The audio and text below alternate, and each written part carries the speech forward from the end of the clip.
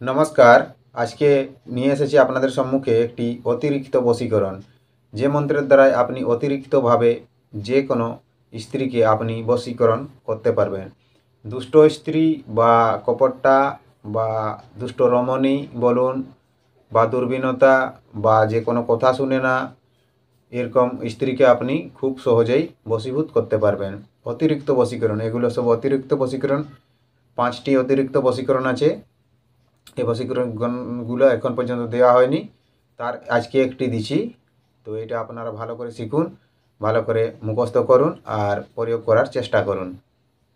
দেখবেন আপনার কাজ হয়ে যাবে। তাহলে সেই মন্ত্রটি জানার আগে আপনাদের কাছে একটাই অনুরোধ, যে যেখান থেকে দেখছেন যেন ভিডিওটিকে একটু লাইক করবেন, কমেন্টে লিখে জানাবেন আপনারা কেমন মন্ত্র চান, বা যদি কারো কোনো ওষুধপত্র দরকার হয় সেরকম বলবেন, আমি দেওয়ার চেষ্টা করব ভিডিওর দ্বারাই।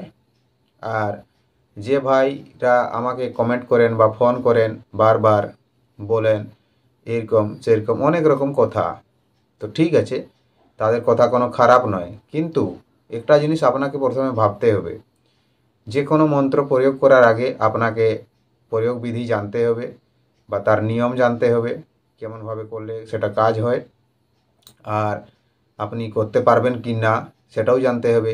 তার পূজা পদ্ধতির নিয়ম জানতে হবে। যে কোনো প্রয়োগ, যেমন স্ত্রীর উপরে প্রয়োগ করা যায়, পর নারীর উপরে প্রয়োগ করা চলবে না। পর নারীর উপরে প্রয়োগ করলে কোনো ফল পাবেন না। যেমন এই আজকের মন্ত্রটি অতিরিক্ত ধুলা পড়া মন্ত্র।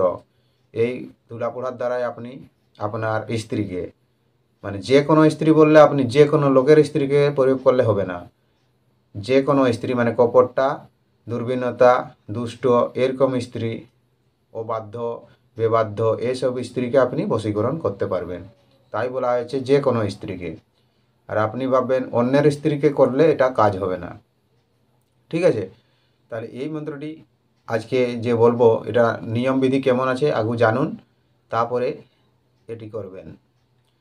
আপনি পথে চলতে চলতে এই মন্ত্রটি প্রয়োগ করবেন।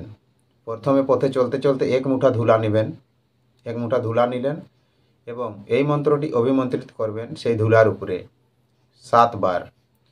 7 বার অভিমন্ত্রিত করার পরে আপনি এই ধুলাটি আপনার স্ত্রীর মাথায় সবার অলক্ষ্যে, যেমন কেউ দেখে না, এরকমভাবে করতে হবে।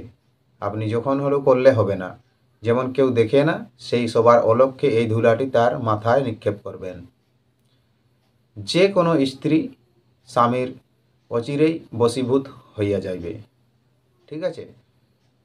তাহলে আসুন এখন সেই মন্ত্রটি আপনাদের সম্মুখে বলে দিই। মন্ত্রটি কেমন আছে দেখুন, স্ক্রিনে চলে আসছে মন্ত্রটি। মন্ত্রটি কেমন আছে: হরি হরি বলি আমি চলি পথে পথে, একক চলি আমি নিজ পদ রথে।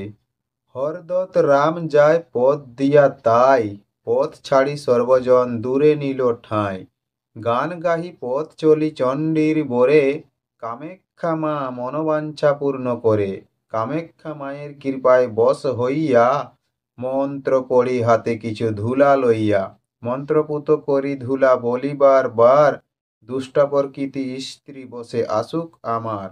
কামাখ্যা মায়ের আজ্ঞে যদি সিদ্ধ না হয়, ঈশ্বর মহাদেব যেন পঞ্চমুণ্ডের বাম পদে রয়।